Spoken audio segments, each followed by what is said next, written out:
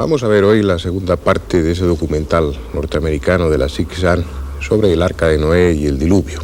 Para los que no vieron la primera parte, les recordaré que está basado este documental en un libro, En busca del Arca de Noé, escrito por Balsiger y por Charles Elier hijo, que es precisamente el productor de muchos de los documentales de esta serie.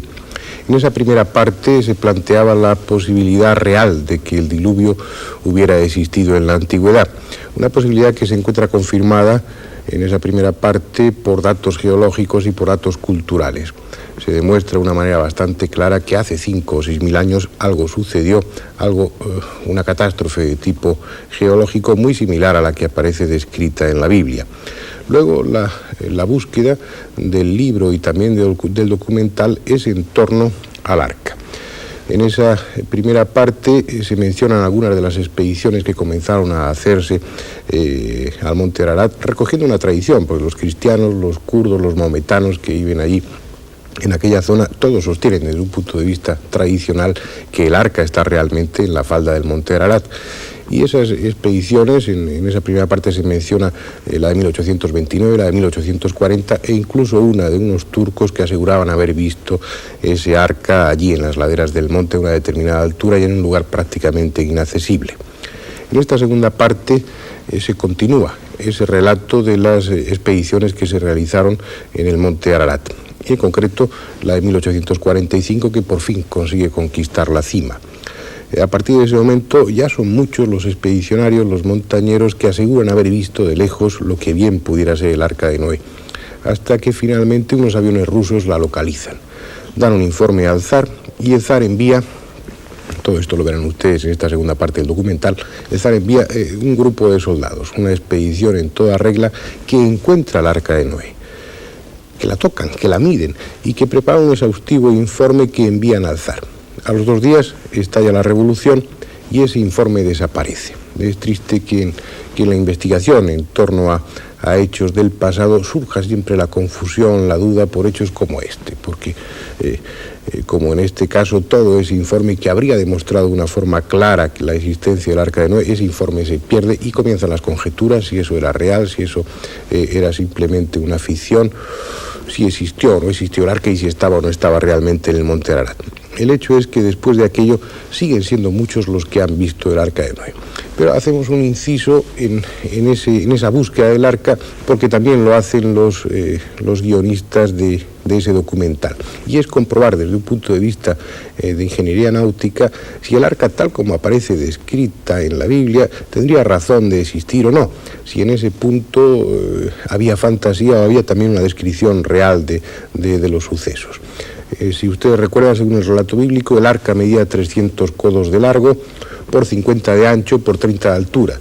Traducido a nuestras medidas significa unos 135 metros de largo, por 22,5 de ancho y unos 13,5 metros de altura. En el documental se recoge la investigación que se hizo en este sentido y se pudo comprobar que una embarcación de esas características era muy difícilmente gobernable, pero sin embargo era prácticamente insumergible. Podría soportar tremendas olas y toda esa serie de confusión geológica que sucedió tal como aparece descrita en aquella época, en aquel momento del diluvio. Pero además también se demuestra en ese estudio que con esas medidas el arca era más que capaz para albergar los miles de animales que se considera que Noé se hubiera precisado a llevar dentro del arca para salvaguardar las distintas especies. Cabían perfectamente los animales, cabía toda la alimentación necesaria y se podrían resistir perfectamente esos 40 días y 40 noches de aislamiento, más todas las semanas y meses que vinieron después hasta que las aguas descendieron. Ese estudio es muy interesante y ustedes lo verán también en esta segunda parte del documental. Pero, ¿qué sucede con el arca? ¿Está realmente allí o no? Durante la Segunda Guerra Mundial son varios los pilotos que insisten en que, en efecto, hay algo que podría ser el Arca de Noé que está a determinada altura. Pero todos son informaciones más o menos confusas. Hasta que en el año 1953 se obtiene la primera prueba material. Una expedición, la de Fernán Navarra, consigue un trozo de madera del arca, un trozo arrastrado por un glaciar.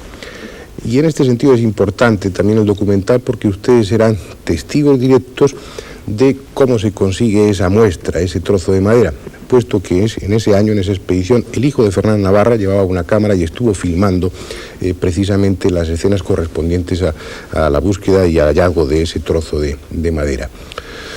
Después ha habido otras circunstancias que han inclinado la balanza de una manera decidida en torno a la existencia del Arca de Noé en el Monte Ararat. Por ejemplo, se ha visto, se fotografió en el año 1974 una expedición que llegó relativamente cerca y que tiró unas 2.300 diapositivas, y una de ellas, ustedes lo verán después en este documental, aparece más o menos clara la imagen de lo que bien pudiera ser el Arca de Noé. Incluso en el año 72, desde un satélite a muchos kilómetros de altura, fotografiando aquella zona y haciendo un análisis minucioso electrónico de esas fotografías obtenidas, también lo verán en el documental, parece llegarse a la conclusión de que sí, de que existe allí algo, una embarcación o un conjunto o una construcción de madera que nada tiene que ver con el resto del entorno, algo perfectamente individualizado que podría ser perfectamente el Arca de Noé. Bien, todas las pruebas que en torno a la existencia del Arca de Noé, a la existencia del diluvio y sobre todo a la existencia del Arca en el Monte Ararat están expuestas en esta segunda parte del documental. Ustedes verán esas pruebas y ustedes juzgarán si son suficientes y si debemos decir que el Arca de Noé existió y está en el Monte Ararat. Ustedes lo decidirán. Una leyenda extraña y misteriosa surgió del Ararat. Una leyenda descubierta después de 70 años. Le pedí al pastor Harold Williams de Shreveport, Luisiana, que nos contara los detalles de tan extraordinario trama.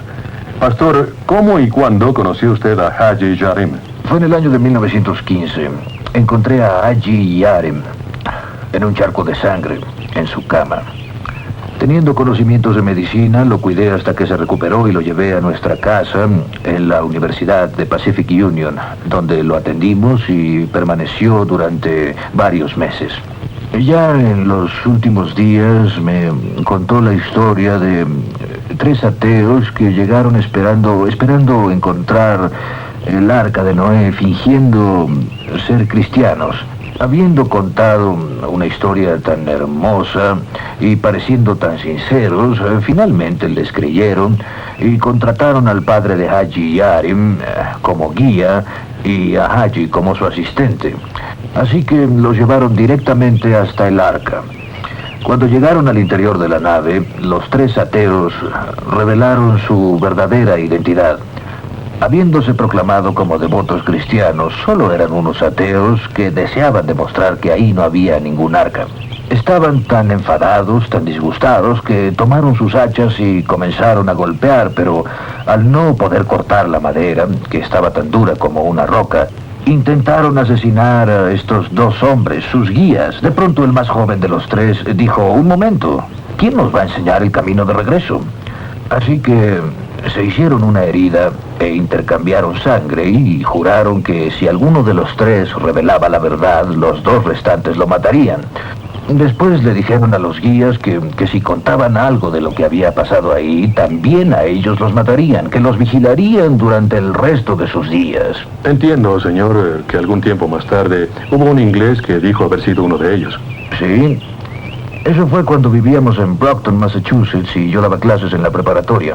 Una mañana mi esposa me trajo el periódico y al leerlo observé que había una pequeña nota al final de la página. Decía que un inglés, en su lecho de muerte, había deseado aliviar su conciencia y narraba la misma historia que Haji me había contado varios años antes.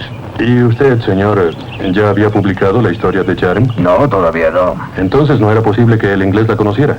Absolutamente imposible. En 1876, el prestigiado estadista, jurista y autor inglés Sir James Bryce realizó dramáticamente y por primera vez un ascenso solitario a la montaña y regresó con una evidencia que aparentemente impactó y motivó al mundo científico. Enfrentándose al medio ambiente hostil del Ararat, Sir James descubrió y llevó de regreso a Londres una pieza de 1 metro de largo y 10 centímetros de ancho aproximadamente, parcialmente petrificada, de madera tallada a mano. Encontró la madera a 4.000 metros de altura donde los árboles nunca habían existido. Y aun cuando los periódicos le dieron gran difusión al hallazgo, los científicos lo rechazaron. Su descubrimiento sucedió cuando la teoría de la evolución estaba ganando popularidad y la mayoría de los científicos de la época decidieron no aceptarla.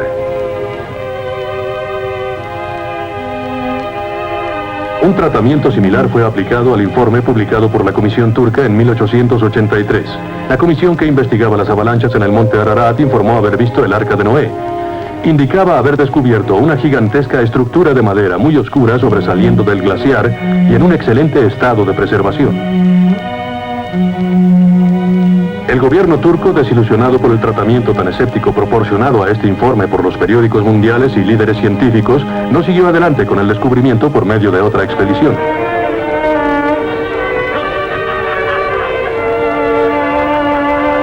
A pesar de esto, 4 años más tarde, otro expedicionario anunció que realizaría una exploración e intentaría localizar el arca.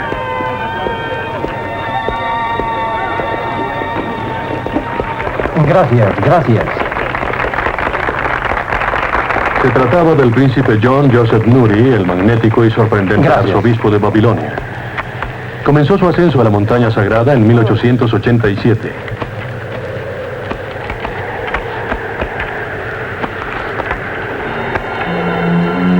En abril 25 de ese año, el príncipe realizó su sueño. Vio el Arca de Noé. El príncipe Nuri reportó haber encontrado el arca entre las rocas y medio llena de nieve y hielo, y que estaba hecha de vigas oscuras de madera muy gruesa. Su historia ayudó a corroborar el informe de un periódico turco de 1883. El príncipe Nuri había deseado regresar a Ararat con una expedición mayor. Uno de sus proyectos era llevar el arca a la exposición de Chicago, la Feria Mundial de 1893. Sin embargo, Nuri nunca obtuvo apoyo financiero para esta gran expedición hacia el monte Ararat. Los secretos del príncipe, su ruta hacia el arca en el monte Ararat, se perdieron para siempre al morir sorpresivamente de pulmonía.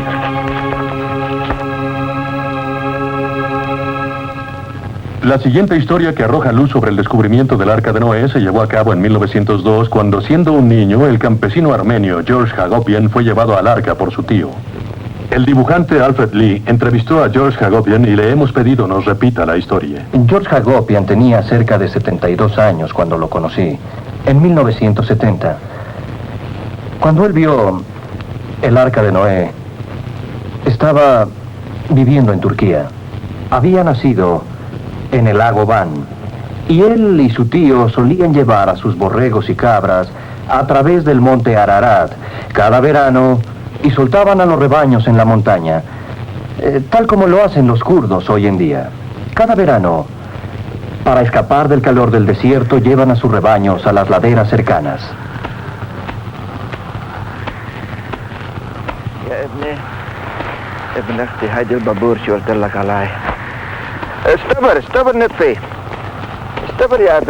Cuando llegaron al arca, el tío de George dejó a un lado su mochila y juntos empezaron a apilar piedras a un lado de la nave.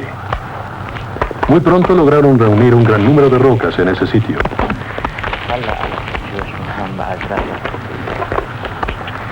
Tomando a George por un brazo, su tío le dijo: vas a subir a lo alto del arca sagrada.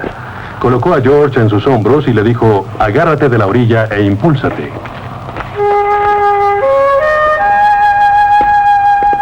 George se quedó parado en el techo y observó el arca. Era larga, su altura era de casi 14 metros. Había un gran hoyo en el techo. Observó el interior por el agujero, pero no vio nada. Tomó un pedazo del arca. Estaba hecha de madera, se podían ver las vetas. No vio ningún clavo, parecía que toda el arca fuera de madera petrificada.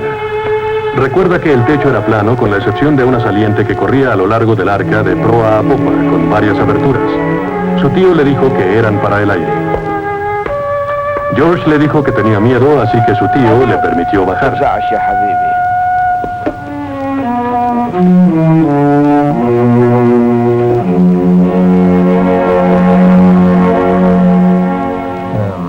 Mi deseo como ilustrador era dibujar un arca de Noé tan auténtica como fuera posible. Así que fui a verlo.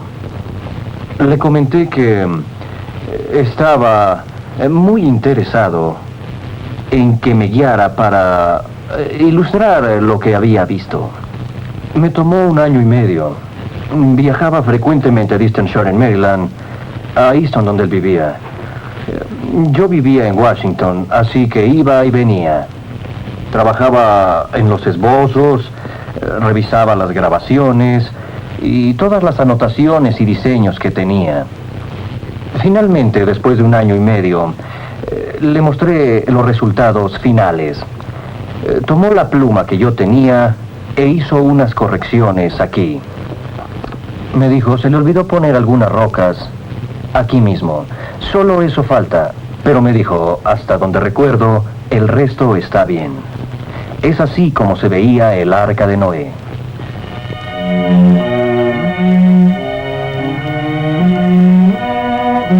El dibujo de Lee se inspiró en la descripción y medidas proporcionadas por George.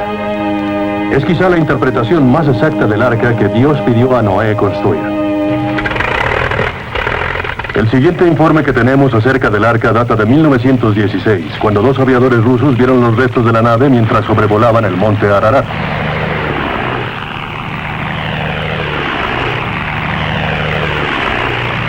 La localizaron cerca de un glaciar y la describieron como una nave de apariencia extraña cuya parte superior estaba cubierta por un corredor plano de aproximadamente 2 metros de ancho a todo lo largo. El informe fue enviado al zar y por instrucciones suyas, 2 compañías especiales de soldados fueron enviadas a la montaña. Se necesitaron 2 semanas de trabajo arduo para llegar al lugar. Una vez ahí, se hicieron medidas completas, se elaboraron planos y se tomaron fotografías. Se descubrió que el arca contenía cientos de cuartos, algunos muy grandes con cercas de madera, otros llenos de jaulas. El informe fue enviado a Moscú. Pero a los 2 días de haber llegado, el gobierno fue derrocado por los comunistas y los antecedentes fueron destruidos. El doctor John Warwick Montgomery conoció a un hombre que estaba directamente relacionado con la publicación de la historia de los aviadores rusos. Nos informa: la expedición rusa es una de las más interesantes historias relacionadas con la supervivencia del arca. Y lo que sabemos al respecto, la información general la debemos en gran parte al caballero que vemos en esta fotografía. Él es el extinto coronel Alexander Kor. Era coronel de la Armada Blanca Rusa. Este hombre tuvo contacto con los soldados que estuvieron en la expedición que ascendió al monte Ararat y verificó la existencia del arca, el informe que había sido proporcionado por los aviadores. El coronel Kor menciona en uno de sus escritos que él conocía al teniente Lajonsky, cuyo hermano, un sargento con conocimientos arqueológicos, fue de hecho miembro de esa expedición. El coronel Kor también fue responsable de la primera publicación con esta información. Tuve oportunidad de conocer al coronel Kor 1 año antes de su muerte en Menlo Park, California. Él era un verdadero caballero distinguido y agradable. Y estoy completamente seguro de que la información que el coronel nos proporcionó no fue de ninguna manera producto de su imaginación.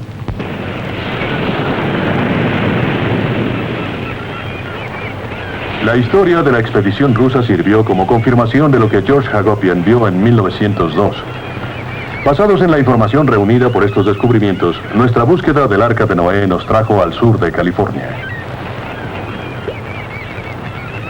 Este es un laboratorio marino, establecido para estudiar los océanos y los barcos que los navegan.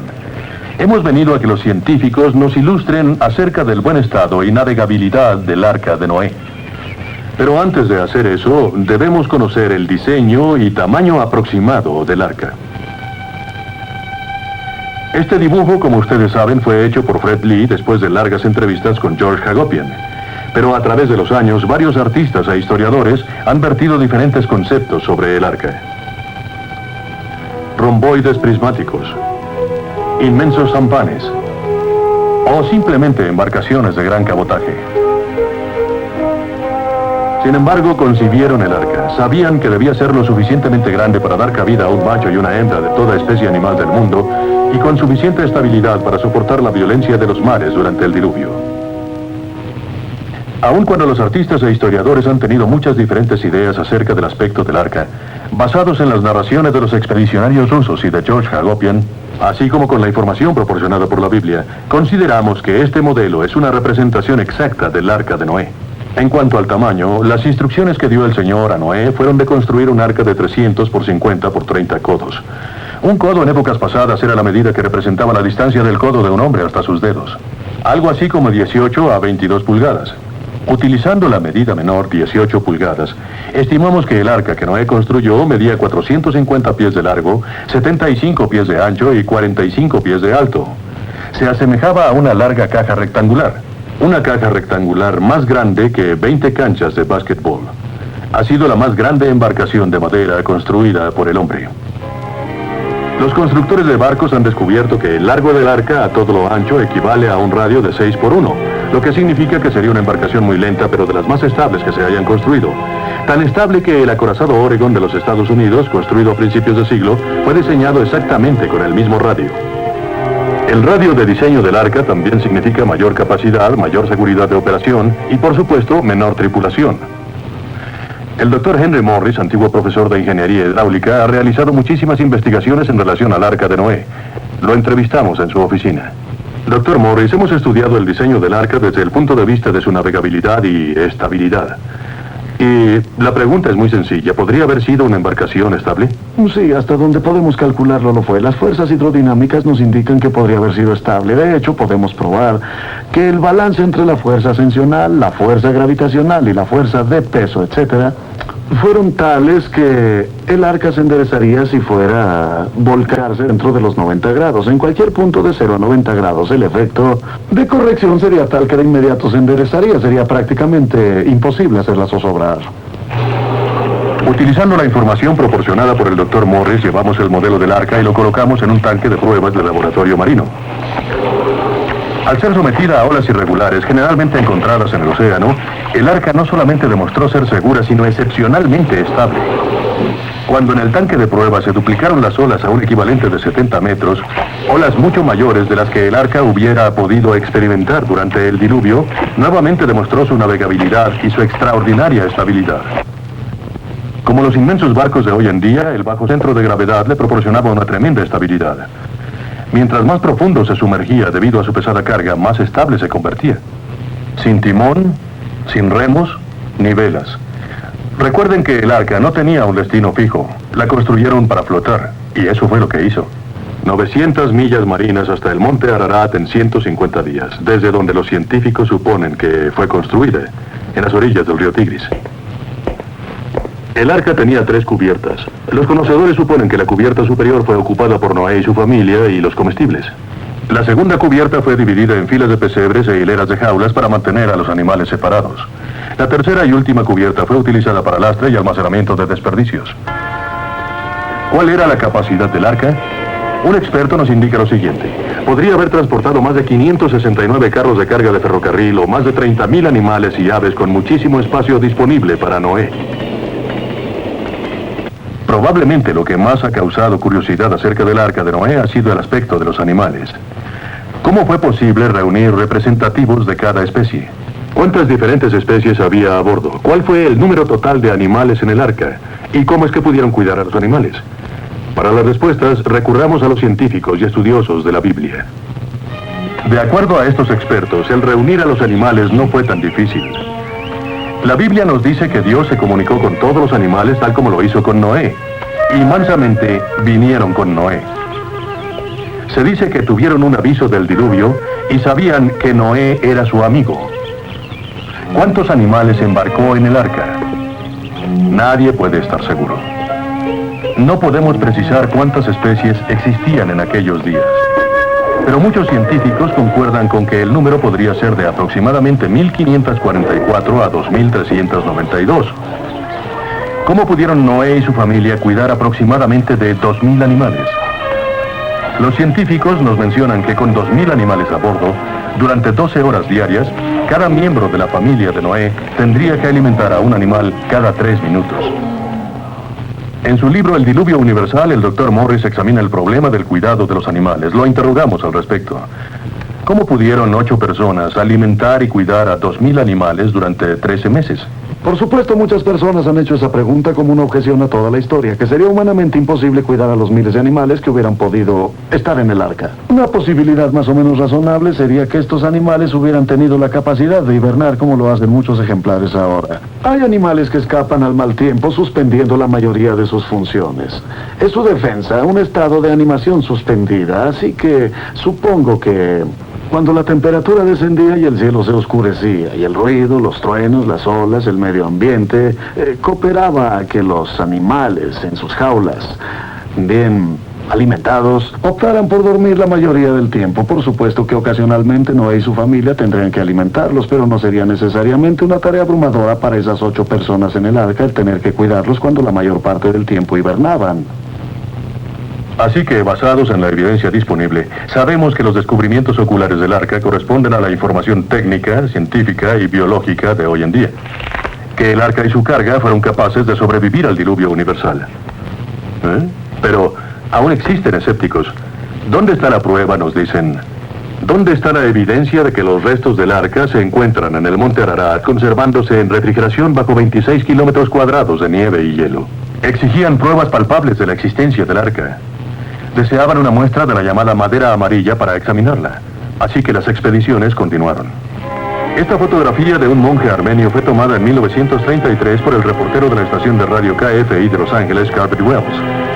Él fue enviado al monasterio armenio de Exmiatsin, Turquía, para verificar si el Dr. Parrot había visto en realidad en 1829 la cruz hecha de la madera del arca. Lo que él vio fue una cruz de color rojizo de 30 centímetros de largo. Era la única reliquia conocida que probaba la existencia del arca en esa época. En 1938, el famoso periodista y cronista de lo absurdo, Robert Ripley, se unió a la búsqueda de artefactos del arca de Noé. Ripley, escritor de la popular serie Aunque usted no lo crea, con un auditorio de 80 millones en 38 países, se ha ganado una impecable reputación a lo largo de 30 años por no haberse equivocado nunca. Durante sus expediciones a 198 países, Ripley viajó a Borsippa, en Irak, en donde localizó la famosa Torre de Babel. Al visitar Irán, Ripley se dio cuenta de que una cuarta parte de su superficie estaba cubierta por un árido desierto dividido en extrañas formas polígonas. Nos explicó que estas rajaduras fueron causadas cuando las aguas del diluvio universal se secaron. Ripley se encontró con que los nativos de Damasco creían que era ahí donde estaba la tumba de Noé. Los enfermos visitaban con frecuencia la tumba esperando curas milagrosas. Más tarde, durante la Segunda Guerra Mundial, los pilotos norteamericanos volaron cientos de veces sobre el monte Ararat, despegando de las bases aliadas en Túnez hacia Rusia en un intento de mantener pertrechada a la Armada Roja. Varias ocasiones durante esos años surgieron informes indicando que los pilotos habían visto el arca atrapada en los glaciares del monte. El periódico de la Armada norteamericana, Barras y Estrellas, publicó uno de estos descubrimientos en su edición 43. Pilotos australianos y rusos también dijeron haber visto la inmensa nave parcialmente oscura, cubierta con hielo y nieve. Después de la Segunda Guerra Mundial, los vuelos rusos sobre el monte Ararat continuaron. Errol Cummings, especialista en el arca, conoció al Dr. Donald Littman, el hombre que supo primero de estos vuelos rusos. Cuando el doctor Littman y su esposa nos visitaron a nuestra casa en Farmington, Nuevo México, el doctor Littman en sus entrevistas con nosotros enfatizó fuertemente el hecho de que el jefe del escuadrón le comentó que hubo expediciones anuales desde 1937 hasta 1947 y después otra expedición en 1948. El doctor Littman nunca puso en duda lo anterior. Y podemos decir, por supuesto, que sabemos que hubo una expedición en 1915 y en 1916, otra mayor. Y otra también en 1918, lo que totaliza, hasta donde sabemos, 13 expediciones. Expediciones rusas hacia el arca de Noé. Nos proporcionó también un relato muy preciso de su experiencia. Había conocido a un oficial de la Fuerza Aérea Rusa. Había volado durante el periodo de 1937 a 1947, 10 expediciones. Y después, cuando el doctor Littman conoció a este hombre en Hamburgo en 1947, él le mostró 3 de las fotografías que se habían tomado. Y él nos dibujó un boceto de una de las fotografías que le fue mostrada por el jefe del escuadrón de la Fuerza Aérea Rusa. Y este es el boceto. Muestra el arca a una altura de 4.000 metros aproximadamente, con la proa sobresaliendo a 30 metros. De lo que se ve de la proa se traduce que ésta se encuentra en medio del agua, sobre el acantilado. Por cierto que este boceto coincide con las otras narraciones que conocemos. Esto es lo que lo hace interesante. Así que nos inclinamos a pensar que lo que dice el Dr. Lindman es auténtico, al igual que la teoría del piloto ruso. En 1952, un ingeniero norteamericano especialista en gasoductos que trabajaba en el Medio Oriente también observó una porción del arca sobresaliendo del monte Ararat. George Jefferson Green se encontraba en una misión de reconocimiento localizando petróleo y desde su helicóptero pudo observar una gran embarcación sobresaliendo de las rocas en uno de los lados visibles. Tomando su cámara, Green solicitó al piloto del helicóptero que se acercara lo más posible a la inmensa estructura. Bajaron al máximo, mientras el emocionado ingeniero fotografiaba el descubrimiento de lado hacia adelante. A una distancia de 35 metros disparaba la cámara mientras el sol empezaba a desaparecer en el cielo de occidente. Green tomó lo que se consideraron 6 extraordinarias fotografías. Por lo menos sus amigos así lo dicen. Pero Green fue transferido a una mina en la Guayana Británica, donde murió asesinado. Todas sus pertenencias, incluyendo las valiosas fotografías, desaparecieron.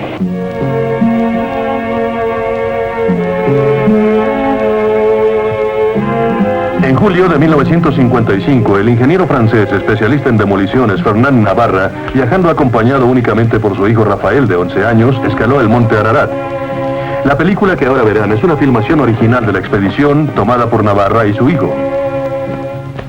Mientras él y su hijo Rafael intentaban escalar las colinas inferiores, pensaba en sus anteriores intentos para descubrir el Arca de Noé. En 1952 descubrió una sorprendente mancha negra en medio del hielo. La forma estaba bien definida y parecía el costado de una gran embarcación, pero estaba solo.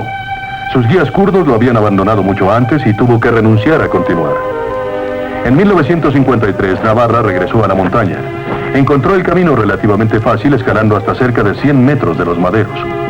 Pero las rocas precariamente colocadas se vinieron abajo con solo el sonido de su voz. Pudo al fin llegar a solo 20 metros cuando de pronto sintió desmayarse. No podía coordinar sus movimientos, solo podía pensar en una cosa: cómo regresar.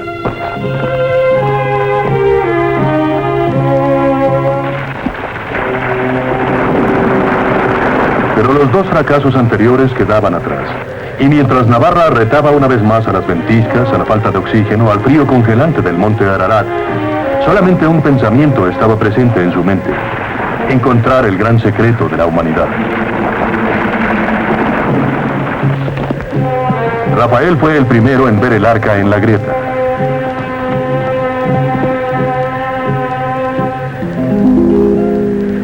Navarra le dio la cámara a su hijo y comenzó a descender hacia la grieta de 10 metros de profundidad en donde el arca se encontraba sepultada bajo el hielo. La grieta en el hielo se abría hacia un terraplén en declive donde observó una serie de formas confusas y oscuras. Pensó que debía ser el arca.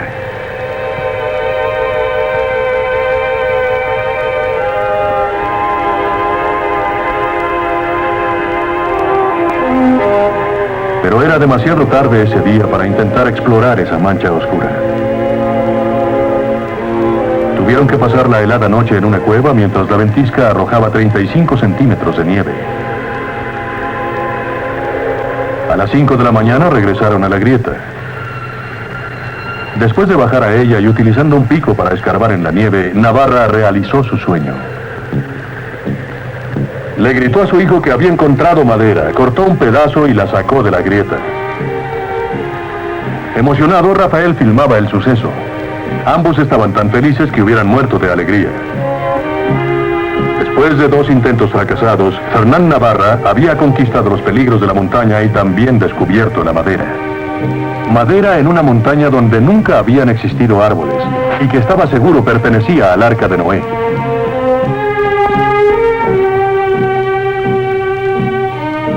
Más tarde tuvo que cortarla en pedazos para llevarla consigo debido a que el peso de la misma en su mochila le hubiera hecho perder el equilibrio durante el descenso.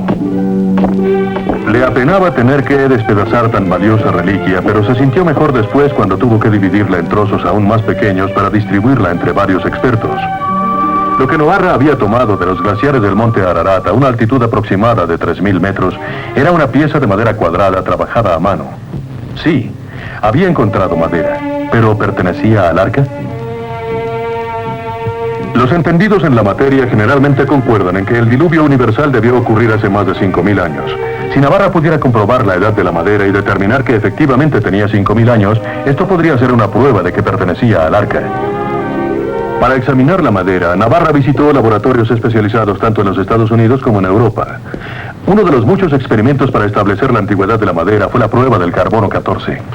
Pero después de que varias pruebas del carbono 14 fueron realizadas, las fechas que se obtuvieron variaban de 1300 a 1700 años.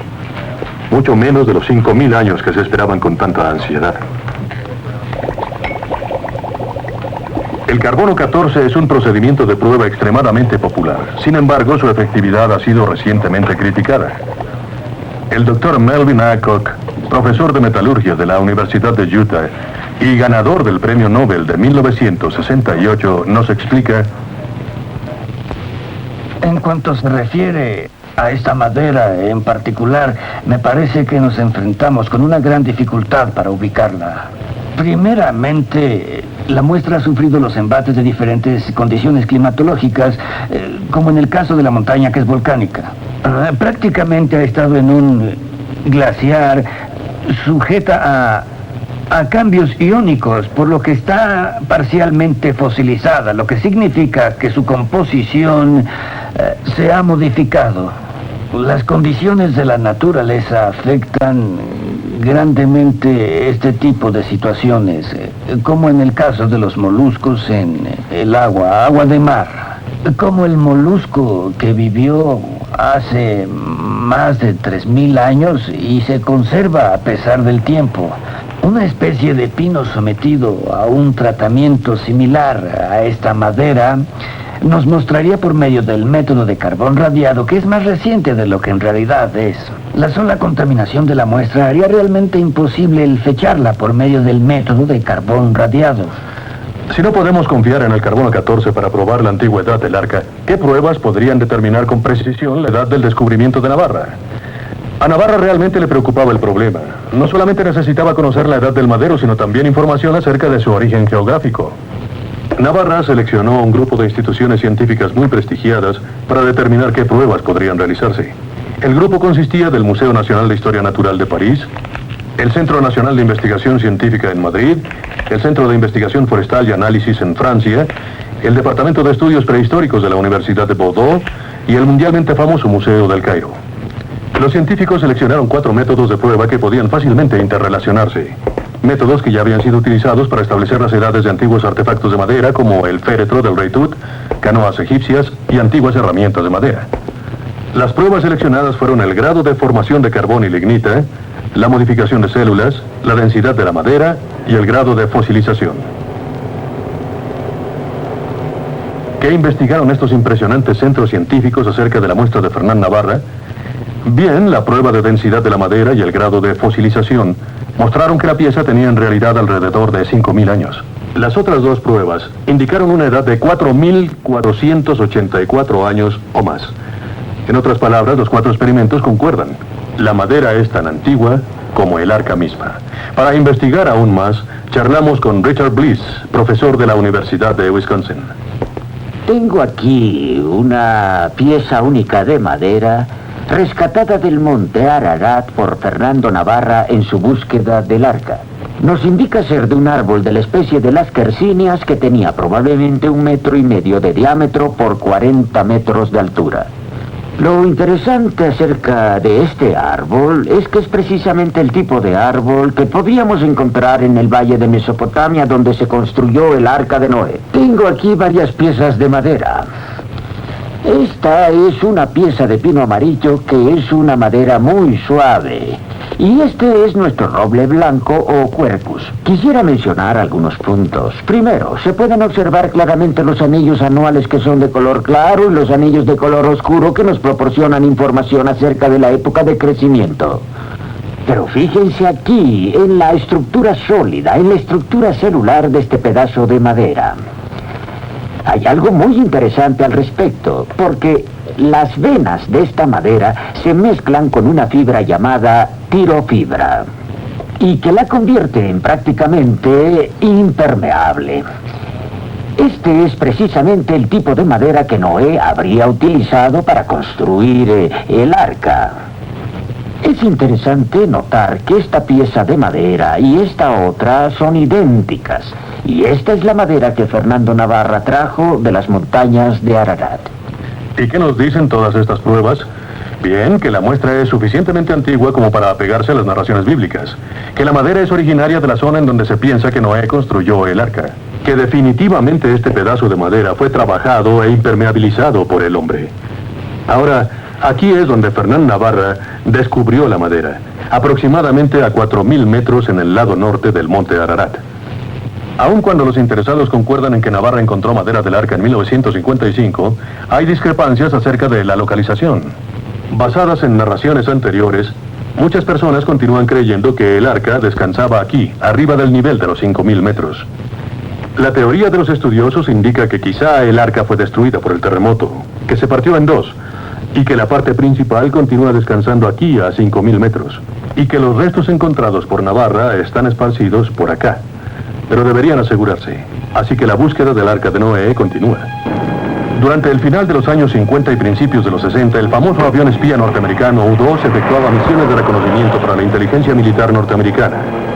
Muchas de estas misiones sobrevolaron el monte Ararat en camino a Rusia, y varios pilotos informaron haber visto lo que parecía ser un barco atrapado en la nieve. En 1960, esta fotografía fue tomada del monte Ararat por un equipo de investigación de la NATO. Sorprendió a muchos científicos por su increíble parecido con un barco. Se tomaron medidas, se dibujaron mapas y una expedición fue enviada a investigar. En junio 6 de 1960 llegaron finalmente, pero no encontraron el arca. Desilusionados, los investigadores abandonaron la montaña. La misteriosa fotografía del barco había sido una pista falsa. Entonces, en 1969, Fernán Navarra decidió ascender una vez más a la montaña. El famoso explorador francés, quien había sorprendido al mundo en 1950 al descubrir la madera, aceptó unirse a la expedición científica, exploratoria y arqueológica conocida como Búsqueda. Navarra deseaba probar que podía guiar a la expedición hacia el arca que se encontraba en el glaciar del monte Ararat, con la esperanza de obtener más ejemplares. Al repetir los pasos de Navarra por la traicionera montaña, el grupo Búsqueda intentó localizar madera en la misma grieta en donde Navarra la había encontrado en 1955. Pero las grietas no estaban tan derretidas como lo estaban en aquel año y no encontraron madera alguna. Entonces, Navarra decidió probar al fondo de un pequeño vaso adyacente al hielo sólido. Pero los instrumentos del equipo no alcanzaron el fondo. Navarra intentó entonces por una pequeña grieta que salía del vaso. A las 11:15 del 31 de julio de 1969, Navarra y el equipo Búsqueda toparon con tierra. 5 piezas de madera con apariencia de tablas, la más larga con dimensiones de casi 17 pulgadas. Este nuevo descubrimiento confirmó la teoría de Navarra y para muchos científicos fue prueba contundente de que Noé efectivamente había atracado allí, en el monte Ararat. La expedición de 1969 proporcionó nueva evidencia para apoyar la teoría del arca destrozada. Después de encontrar la madera en el vaso, se determinó que una parte del arca quedó atrapada en la corriente de hielo movible y que continuamente se deslizaba en el glaciar. Así que si el arca estuvo aquí, en el lado noroeste de la montaña, y si durante el terremoto y la erupción volcánica de 1840 el arca se partió en dos, entonces aproximadamente la mitad de esta se deslizó 600 metros hacia otra saliente, dejando rastros de madera a su paso. La otra mitad, probablemente el frente, permaneció intacta, atrapada en las rocas superiores. Esto explica el por qué en ocasiones el arca aparece surgiendo del hielo en forma intacta. Y esto explica cómo Fernán Navarra pudo encontrar pedazos de madera aquí. Desde la expedición de 1969, más evidencia ha sido encontrada para apoyar esta teoría.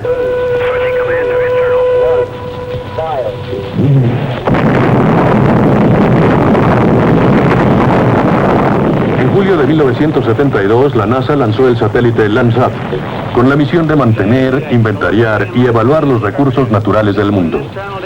Pero al circundar la Tierra a una altitud de 750 kilómetros, realizó un servicio inesperado. Fotografió el Arca de Noé. Utilizando un sensor remoto, el satélite Landsat transmite información a estaciones receptoras en la Tierra.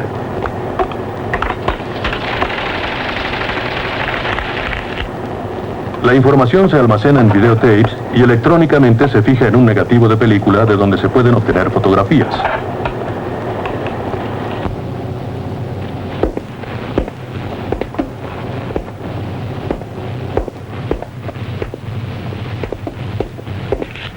Este es el sistema nervioso de reproducción del centro. Como podrán darse cuenta por mi vestimenta, las condiciones dentro del local deben ser cuidadosamente controladas en relación a la temperatura, humedad, pero particularmente polvo. Debe ser así a fin de mantener la integridad y la increíble exactitud de la imagen del Landsat. En unos minutos más esta máquina reproducirá lo que parece ser una fotografía. De hecho, es la interpretación de la información enviada por el satélite Landsat.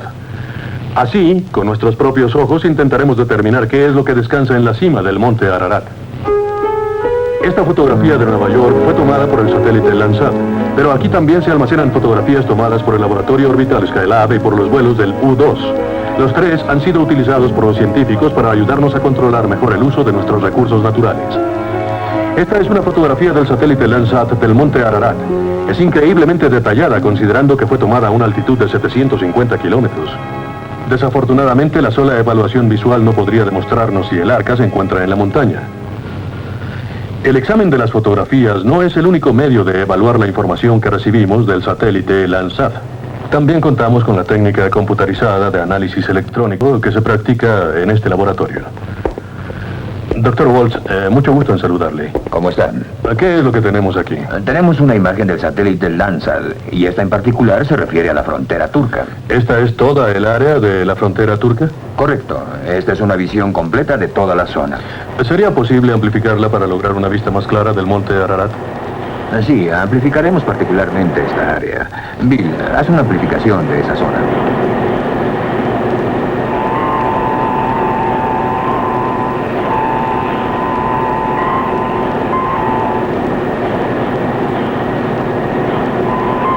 Al alimentar con nueva información a la computadora, la imagen se transformó en un acercamiento del monte Ararat y de sus áreas aledañas. Basados en las narraciones oculares del arca, sabemos que esta área es la más factible localización del arca. El Dr. Waltz entonces insertó una pieza en forma rectangular alrededor de la zona en cuestión. Se le solicitó a la computadora que hiciera una mayor amplificación del área. El efecto que ahora podemos observar es el resultado de la amplificación. Cada cuadro o píxel, también conocido como elemento fotográfico, representa un acre de territorio. Ahora tomamos nuestra imagen y la transportamos a una ventana electrónica de nuestra supuesta área. La imagen se redujo en tamaño y se insertó en uno de los bloques.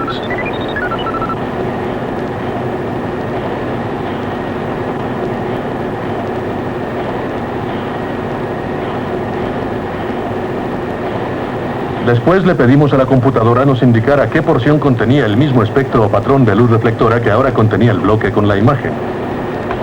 Aquellos que fuesen iguales se tornarían verdes. El primer elemento fotográfico examinado mostró un patrón común de reflexión, lo que significaba similitud en todos los aspectos de la zona aledaña. Enseguida movimos la imagen a la localización descrita por los testigos.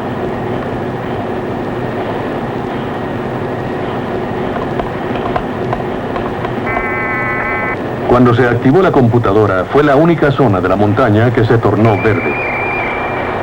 Doctor, dígame, ¿qué nos prueba esto?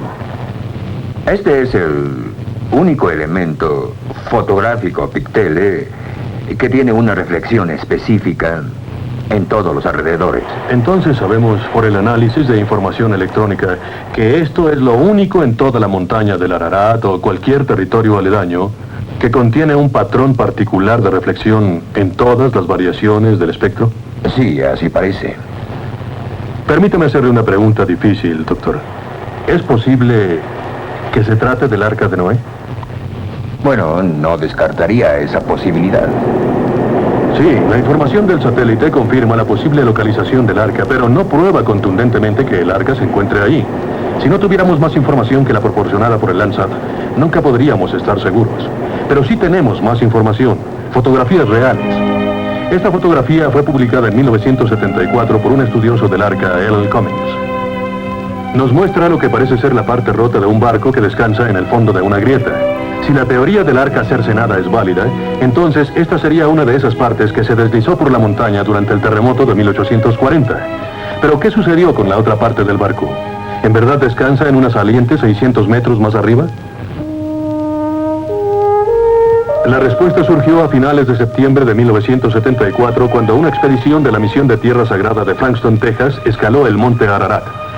Filmando a través del desfiladero, ahora con una cámara de 35 milímetros, se obtuvo esta fotografía. Nos muestra lo que parece ser la parte delantera de una gran embarcación. La proa puede verse sobresaliendo de las rocas 600 metros más arriba de donde L. Cummings tomó la fotografía. Al estudiarla bajo procesos de amplificación, la figura del barco no solamente es clara, sino que aún las tablas pueden ser observadas. Las tablas del Arca de Noé. Sí, fue aquí en donde hace más de 5.000 años, en una montaña del este de Turquía, Noé, su esposa, sus 3 hijos y sus esposas desembarcaron y descargaron a los animales de un arca que les había proporcionado un lugar seguro durante el diluvio universal. La evidencia es aplastante. Tenemos las narraciones bíblicas, las narraciones históricas y las de los pobladores cercanos al monte Ararat, las pruebas oculares, el descubrimiento de madera por Fernand Navarra y las pruebas científicas. Hemos visto cómo la comunidad científica ha examinado cuidadosamente cada aspecto de la historia del arca. La conclusión es que la más grande historia de la Biblia, Noé y el arca, es absolutamente cierta. El arca está aquí, en esta montaña. Podríamos preparar equipos de arqueólogos ahora mismo para intentar otra expedición. Pero ese día deberá esperar. El gobierno turco ha prohibido cualquier tipo de expedición a esta montaña. Ararat separa a Turquía de Rusia. Y políticamente, la presencia de extranjeros en la montaña podría fácilmente ocasionar un serio incidente internacional. Es triste cuando se piensa en ello. La política de las naciones interfiere con la herencia cultural del hombre. El arca debe permanecer aquí, sepultada bajo un manto de hielo y nieve, hasta que el mundo encuentre la paz. Pero ese día llegará, porque hay algo más que solo la historia de una gran embarcación de madera. Es la historia de Noé, un hombre de visión, un hombre con la habilidad de construir un inmenso navío y sobrevivir al diluvio. Un hombre de fe, quizá más que usted o que yo, que pudo ignorar el escarnio de los demás y concluir una larga y difícil tarea. Un hombre que tuvo la fuerza para reconstruir y comenzar de nuevo. Esta es la lección de Noé y su arca. Es una lección que ha sido enseñada a través de los siglos. Es una sencilla lección de paz. Porque Noé es nuestra unión con el pasado y nuestra esperanza en el futuro.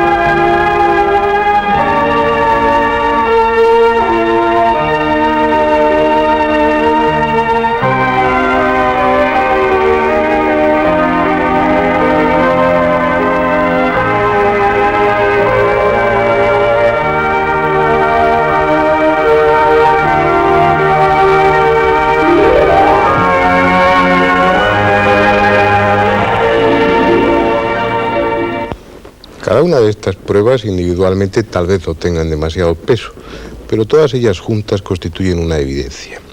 Sí existió el arca y sí existió el diluvio. ¿Pero qué es el diluvio? tal como aparece en el relato bíblico, no es posible que sucediera. Si toda la humedad que hay en la atmósfera se condensara y se precipitara en forma de lluvia, no pasaría demasiado. Si habría inundaciones, los cauces de los ríos se desbordarían y las zonas que están próximas a los ríos sufrirían las consecuencias. Pero toda esa humedad condensada no significaría nada más que el nivel del agua de los mares subiría unos pocos centímetros. En ningún caso podría cubrir zonas elevadas y mucho menos montañas. ¿Cómo explicar entonces, cómo justificar entonces el diluvio? ¿De dónde salió tal cantidad de agua? En los relatos y también en el bíblico se hace alusión a que salieron o se desbordaron las aguas del gran abismo. Es decir, no solamente hubo una precipitación de agua desde el cielo, sino que hubo terremotos, hubo algo que rompió la corteza terrestre y que provocó la salida también de otras aguas, aún así insuficientes para justificar el diluvio. Lo que me parece claro es que el trastorno geológico fue muy importante. Es forzoso que fuera así para justificar ese relato de una catástrofe tan importante que conmovió todo el mundo conocido de hace 5 o 6 mil años. Algo tremendo, de una importancia vital, sucedió entonces. Algo que probablemente fue esa caída masiva de agua unida a terremotos que hicieron que donde había montañas aparecieran abismos y que donde había abismos surgieran nuevas cadenas montañosas. Lo que estaba arriba se fue abajo y viceversa. Es decir, hubo una gran convulsión en toda la superficie terrestre. Con casi toda seguridad las cosas sucedieron así. No se explica de otra manera el diluvio, no es suficiente con la lluvia, no había de dónde pudiera salir tal cantidad de agua. Bueno, está justificado el diluvio, ya les decía, y ustedes lo han visto, que hay pruebas geológicas también que confirman la existencia del diluvio, hay indicios, yo les diría que pruebas más que suficientes que demuestran que el arca, que nuestro arca, el arca de nuestra cultura, ya les decía que en todas o en muchas de las culturas lejanas tienen su propio Noé y también su propia embarcación, pero la que afecta a nuestra cultura occidental, el arca de Noé, está localizada en el monte Ararat. Y ustedes se preguntarán, pues lo que yo me he preguntado otras veces, si está ahí, si la expedición de Fernán Navarra la tiene suficientemente localizada, ¿por qué no se va? ¿Por qué no se organiza una expedición en la actualidad y salimos de una vez de dudas? Y se demuestra de una forma fehaciente y clara que el arca de Noé existe. Pues hay una razón. El monte Ararat está muy cerca de la frontera turco-soviética. Y justamente en esa zona los rusos tienen instalada una base de misiles. Y desde hace unos pocos años no se pueden hacer expediciones al monte Ararat porque cabe el riesgo de que esas expediciones sirvieran para camuflar alguna otra misión diferente. Por desconfianza, por miedo, tal vez con razones justificadas, el caso es que desde hace tiempo no se realizan expediciones. El arca de Noé, si está realmente en el monte Ararat, sigue allí.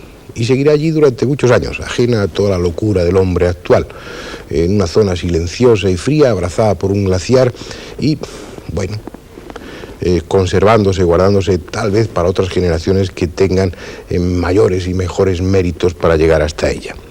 Tal vez pasen muchos años. Y quién sabe, puede que sea mejor así.